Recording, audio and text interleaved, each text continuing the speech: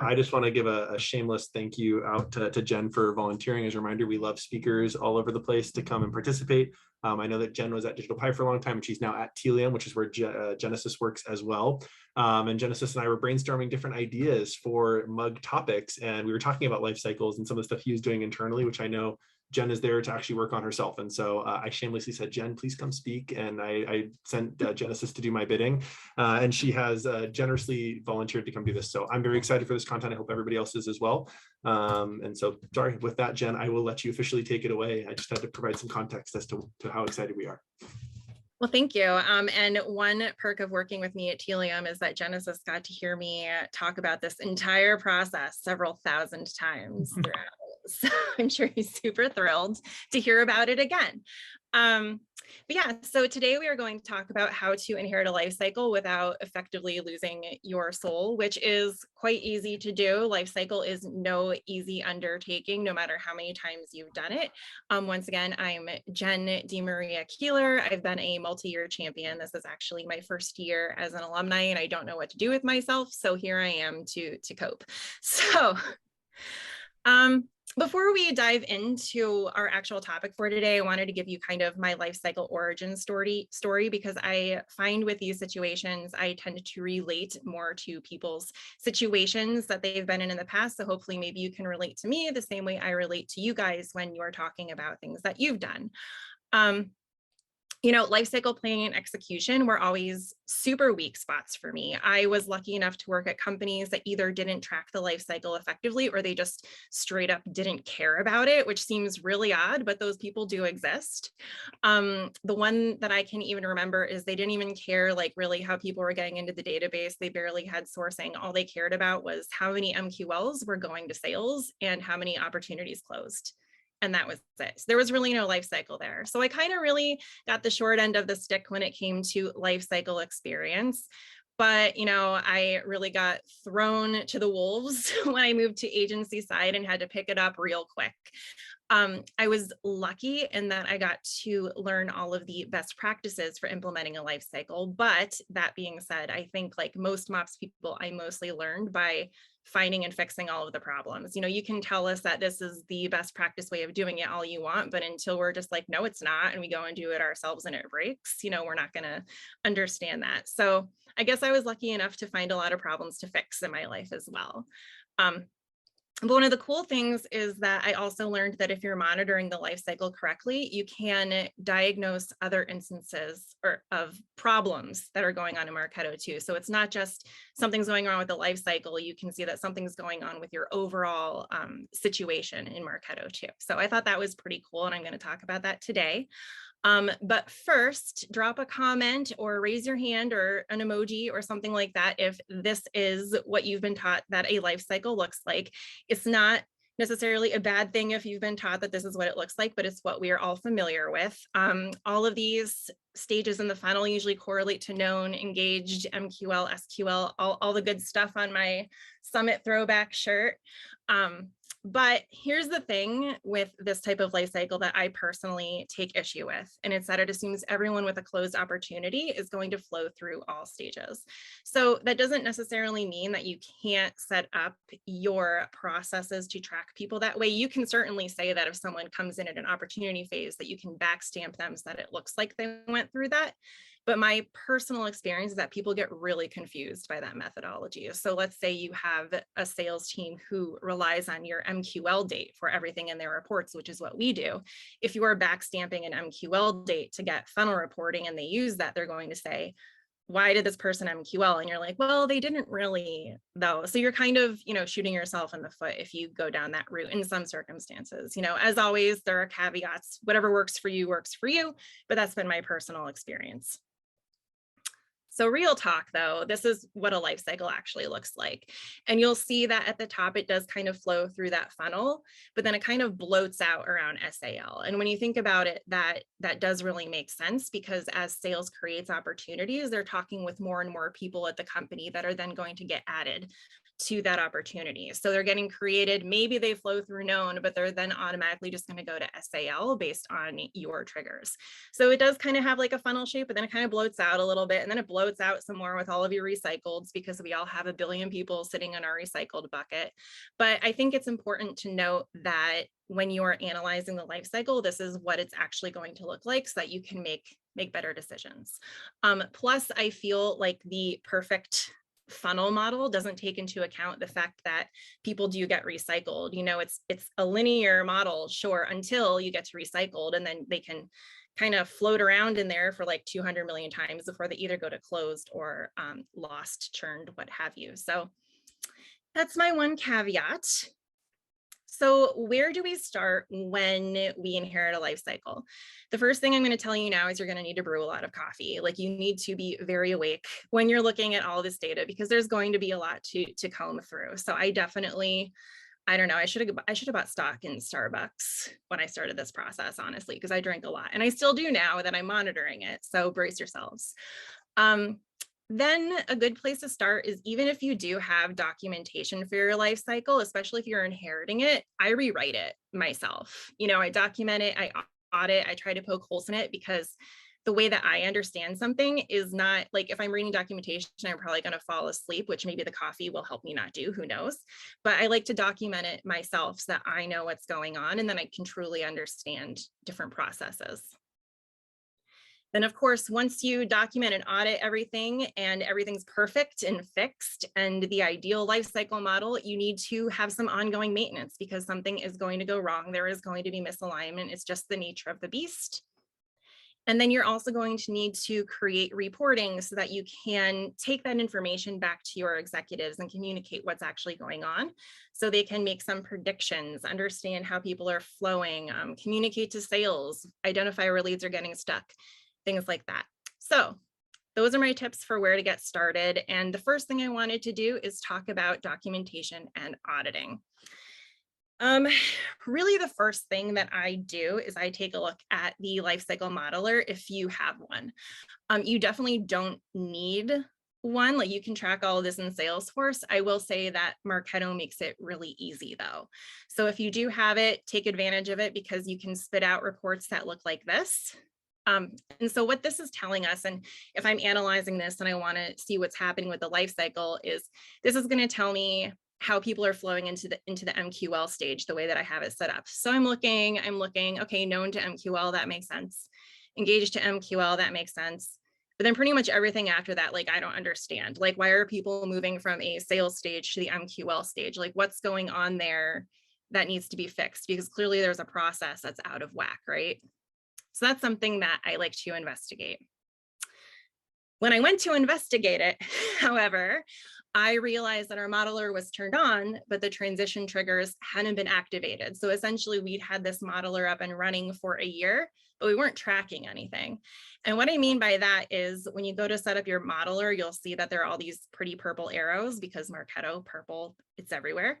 And what you're supposed to do is go into these individual arrows and set up the trigger to say, hey, if this happens and they're in this engaged bucket, then you need to move them to MQL. We were missing that. So there are two ways to do that. One is, like I just said, the other way is to go in and say that it's a manual stage change, where you're actually changing the revenue stage as part of the flow step in your lifecycle campaigns.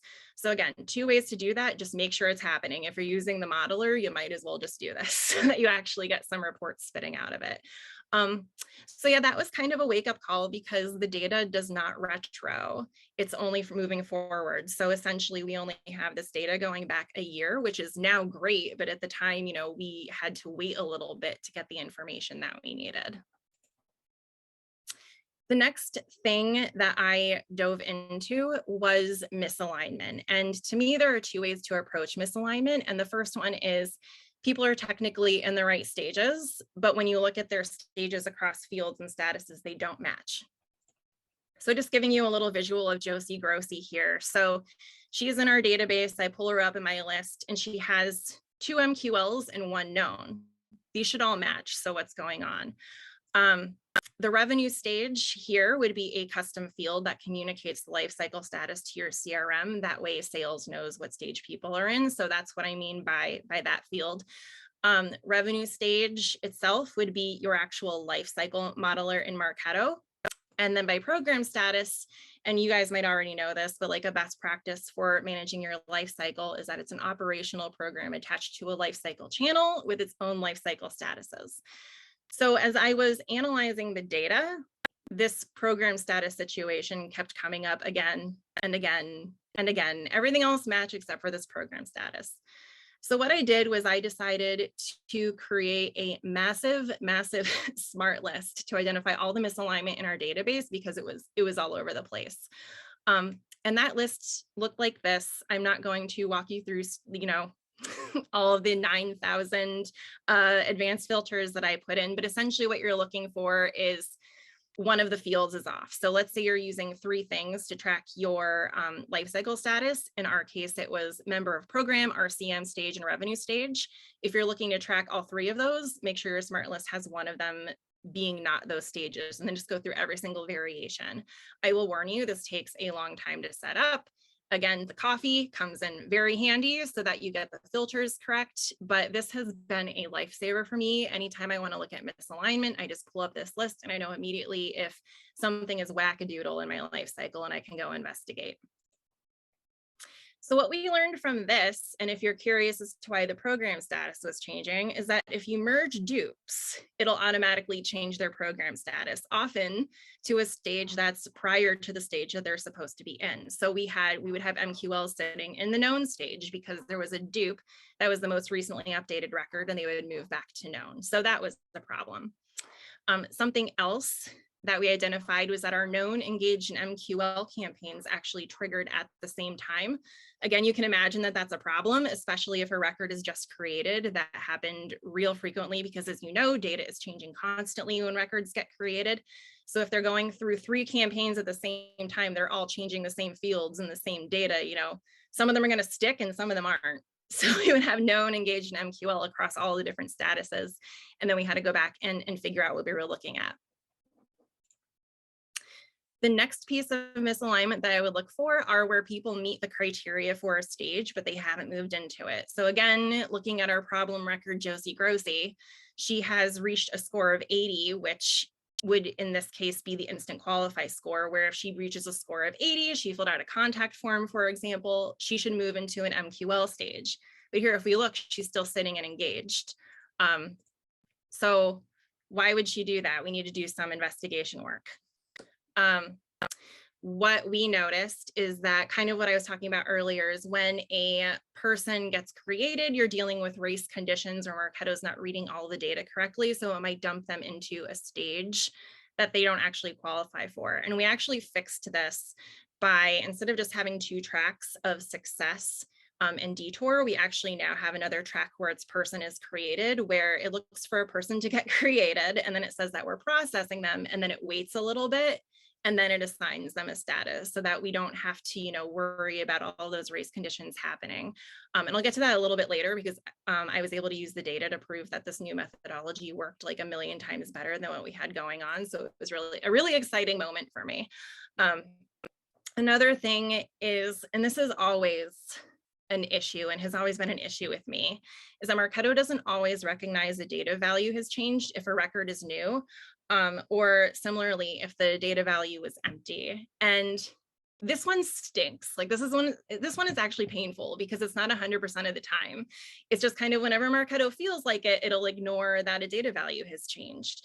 So for example, if a record gets created as part of, or if they get created as a customer, we would create the customer in Salesforce and then change their SFDC type to existing client.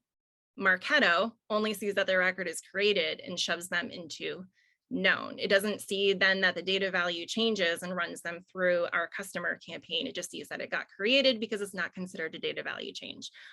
Very annoying. So I'm warning you about that now. Again, coffee is great. And then finally, we had in your program statuses, usually in the life cycle, they'll all be set to the same step. Maybe it's 10, what have you, just because a life cycle is a living, breathing creature, and people need to be able to move back and forth as necessary. There's not really a success in the life cycle necessarily.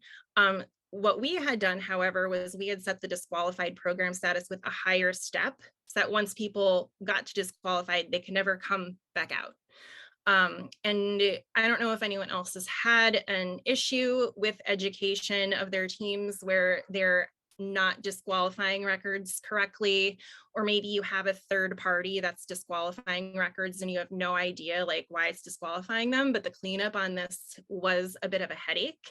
And as a result, we knocked that step down so that people can move in and out of it as necessary, because we actually had a lot of people who should have MQL'd in there and they couldn't come back out. So definitely something to keep in mind. Complicated processes. So everyone knows that works with me. I think that my favorite thing to do is be efficient.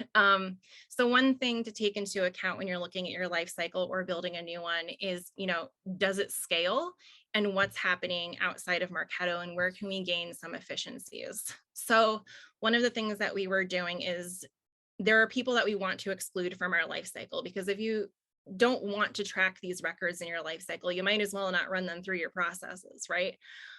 What we had been doing was including all of the individual exclusion filters on the Smart campaign itself. So in every single campaign, we would have something like email address not contains at Telium, company name not contains Telium, or your competitors or what have you, something on a block list that you don't care if they flow through your life cycle or not. What we started doing was, when a lead is created, our new favorite path that people can take, if they match the criteria on an exclusion Smart list, we put them in an excluded program status, and then people can only move forward in the life cycle if they're coming from a status that's not that exclusion status. And what that does is it keeps the life cycle flowing smoothly through the program statuses without forcing Marketo to think harder than it should, because Marketo can only think so much. Marketo has its Mondays, right? So we're trying to make it easy on it to process and also keep our data clean as well, because previously our Salesforce reports we had to exclude all of this criteria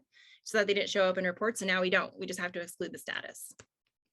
And then I touched on this a little bit earlier in terms of third parties. People were getting disqualified, so we had that little disqualified issue when they unsubscribed from outreach sequences. So this was a little bit of a kick in the pants for us when we found this out. We weren't really sure what was going on with that, but when we figured out that that was happening, we changed the process, and then we were able to move people out of disqualified because we had identified that issue earlier and move them out. So once you have all of that done, you got to keep it moving. Like, you fixed your issues, now you got to keep moving forward and identify any future issues as they come in. So something that we talked about is those people whose program statuses have changed. You want to make sure that they stay aligned. So you need to constantly monitor that. And there are some automated processes you can implement to make sure that happens. In this case, it's typically the result of a merge, but we also noticed an issue where we have a binary sync between our lifecycle program and the Salesforce campaign, so that we can run campaign with campaign members reports on the entire database in Salesforce instead of separate lead and contact reports, if that makes sense. So what we noticed is that if someone in Salesforce got deleted, and didn't get deleted out of Marketo on their activity record, you'll see them being removed from the program because they were deleted and this moved from the Salesforce campaign. So that was kind of a weird one, but it does happen. So even if you don't do that with your life cycle, you might do that with other programs. So if you ever see this, just something to note. So what I do to identify these people is another massively long list that takes, a little bit to set up and focus on. But here I'm essentially looking for a program status was changed to literally anything but known, but then all of the other fields are known. And then I just go through the list for every single status that I want to monitor. You don't necessarily have to do it for all of the statuses. There are some statuses that don't seem to cause an issue. It just seems to be like the ones that are kind of like living data that happen really frequently because data is changing. So that's what I did for the program status changes. Similarly, we noticed that our custom lifecycle field that was in Salesforce would just randomly change for no reason. So we had to figure out why that was. So two things were going on with that guy. It was happening on conversion from lead to contact due to race conditions, as well as some field mapping issues. And then it was also happening when there was a sync delay between Marketo and Salesforce. So Marketo will change the person status to a new value, but for whatever reason, Salesforce is backed up by an hour. And then something happens in Salesforce where it gets updated. Well, Marketo syncs in and accepts the new Salesforce value instead of changing it to the Marketo one, right? So once you identify that as an issue, you can set up a very similar smart list to what we did before, except this time we're looking for data value changed on the person status, and then everything else is the same. And that'll give you misalignment for those guys. Really useful list. I check these guys at least once a week just to make sure nothing's like wildly off. One thing I will say for all of these lists, including the next one I'm going to show you, is that there might be people in there who were created today, and try not to worry about those because they could still be processing through everything. So only check like if they were created like in the past, especially this one. So I created a list for each of the stages that I was having issues with. So for example, this one is engaged. And what I wanted to do is see like who should be in the engaged status, who's in a previous status, but isn't. So in this case, I'm looking for our engaged criteria, which is that their behavior score is at least a certain amount, at most a certain amount. I'm also suppressing a score change reason of unsubscribe or no activity because we're degrading on those scores, and I don't want that score change to count or trigger them into this campaign. And then I go back 90 days. Just because I've just started doing these lists, I would maybe do a shorter amount of time as you get going with it. But I started this one, so I've been going through and diagnosing things. And then I put in their person status is either known or SGL because they're prior to engaged statuses. So SGL for us is a sales generated leads, and it's a way that we can track the velocity of sales generated leads versus marketing created leads. And both of them are before the engaged stage. So now we are going to evaluate some cool reports that you can get out of RCE. One of my favorites is this one, because you can see where leads are getting stuck. And all this really tells you, it's super simple, is what the ending balance of MQLs were versus the average age of MQLs. So if you take a look at January, I mean, sure, it was the holidays and stuff, but it looks like, wow, we had a little bump there, and people are just kind of hanging out in the MQL phase. Like, what can we do to get them moving? So we actually identified people were literally getting stuck. Not really by anyone's fault, but for example, lean data was assigning records to inactive users. You know, people leave the company, everyone gets busy, people get assigned to queues, no one's checking the queues. So in this case, no one was getting alerts that there were MQLs getting assigned to them because those people don't exist anymore. So we were missing some leads there. We also identified that in a lot of cases, MQLs weren't able to sync because of Salesforce dupe criteria, especially the fuzzy dupes. So we were using default Salesforce dedupe criteria, where if someone filled out a contact form with a different email address than is in our database, but their first and last name and company match, then Salesforce would say, stop, we're not creating this record, we're trying to keep it clean, we're not going to let it sink in. So as a result of that, we got a lot of MQLs just sitting in Marketo that we needed to then figure out how we wanted to push them over. And then another issue that we're actually still working through today is the fact that some of our MQL date fields, and actually our known and engaged fields, are mapping to a different field on conversion. So we had one of our sales guys come to us and be like, I got this MQL, but there are literally no dates on it. So I don't know like when they did this stuff. And the data is not gone, it's just mapped to a completely different date field on the contact. So we're trying to figure out how to walk that back and figure that out. So I really like this report just for identifying things like that. And I think it's a really good example of how you can use lifecycle reporting to identify other major issues in your instance that aren't necessarily related to the lifecycle, which I thought was really cool. But yeah, in an effort to not talk your ear off, that's what I have for you today. Obviously, I can take any questions, or feel free to reach out to me on LinkedIn at any time, and I'll be happy to chat with you there. That was fantastic, Jen. Thank you so much. Thank you. I would love to throw it to the audience. I know that Jenn just went through a lot of stuff, and so nothing's off limits. We can always go back in slides if needed, but does anybody have questions about Jenn's presentation? I've got some for sure, but I would love everybody else to have the opportunity first before we go through those. No pressure.